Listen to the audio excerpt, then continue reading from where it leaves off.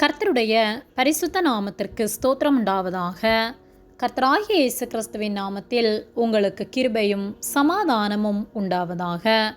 இந்த நாளுக்குரிய தியானத்திற்கான தேவ வார்த்தை உபாகமம் அதிகாரம் 15 வசனம் 15.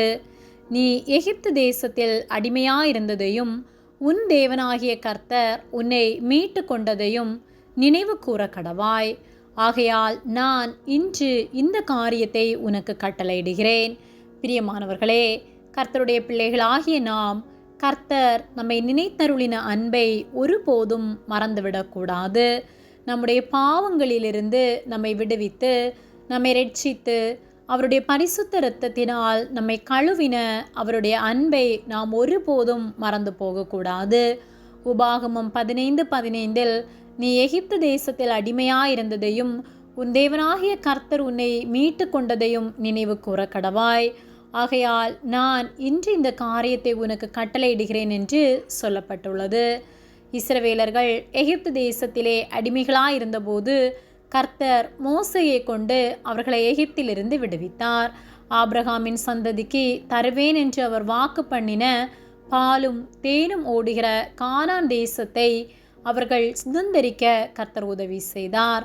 ஆகவே தான் கர்த்தர் இஸ்ரவேல் ஜனங்களுக்கு கட்டளையிடும்போது அவர்களிடத்திலே அடிமையாயிருப்பவர்களை விடுதலை பண்ணும்போது கர்த்தர் உன்னை ஆசீர்வதித்ததின்படி உன் ஆட்டு மந்தையிலும் உன் களத்திலும் உன் ஆலையிலும் எடுத்து அவனுக்கு தாராளமாய் கொடுத்து அனுப்பிவிடாவாயாக என்று சொல்கிறார். விலை பற்றிருக்கிறவர்களை விடுவிக்கும் போது அவர்களை வெறும் கையாக அனுப்பிவிடாமல் தாராளமாய் அவர்களுக்கு கொடுத்து அனுப்ப வேண்டும் என்று கர்த்தர் சொல்லுகிறார்.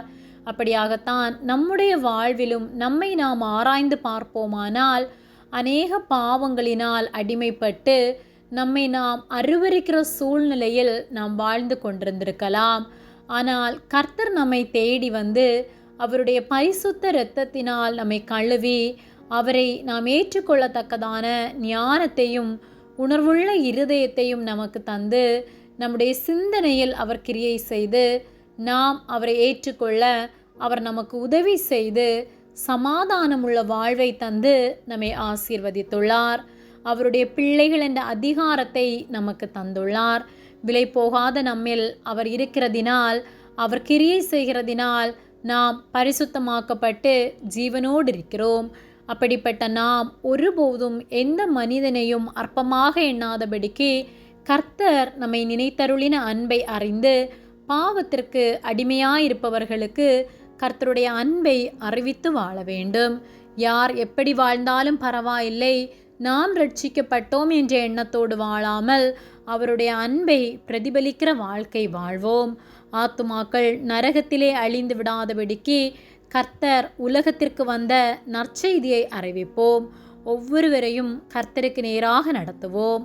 கர்த்தர் நம் ஒவ்வொருவரையும் ஆசீர்வதித்து வழி நடத்துவாராக. ஆமேன். ஜெபம். எங்களை அதிகமாக நேசித்து வழிநடத்தி வருகிற எங்கள் அன்பின் பரிசுத்த பிதாவே, இந்த நாளையும் நாங்கள் காணும்படியாக நீர் எங்களுக்கு ஜீவனை தந்து தயவு பாராட்டி எங்களை பாதுகாக்கிற உம்முடைய அன்பிற்காக நன்றி செலுத்துகிறோம்.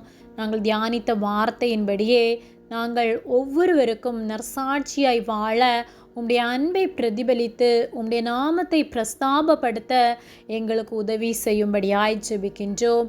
பாவத்தில் வாழ்கிற ஜனங்கள் உம்மை கண்டு கொள்ளத்தக்க வகையில் நாங்கள் வாழ எங்களுக்கு உதவி செய்யும்படியாய் ஜெபிக்கின்றோம். உதவி செய்கிற அன்பிற்காக நன்றி செலுத்துகின்றோம். எங்களை உம்முடைய கரத்திலே ஒப்பு கொடுக்கின்றோம். இயேசுவின் நாமத்தில் ஜெபிக்கின்றோம் பிதாவே. ஆமேன். கர்த்தர் உங்களை ஆசீர்வதிப்பாராக.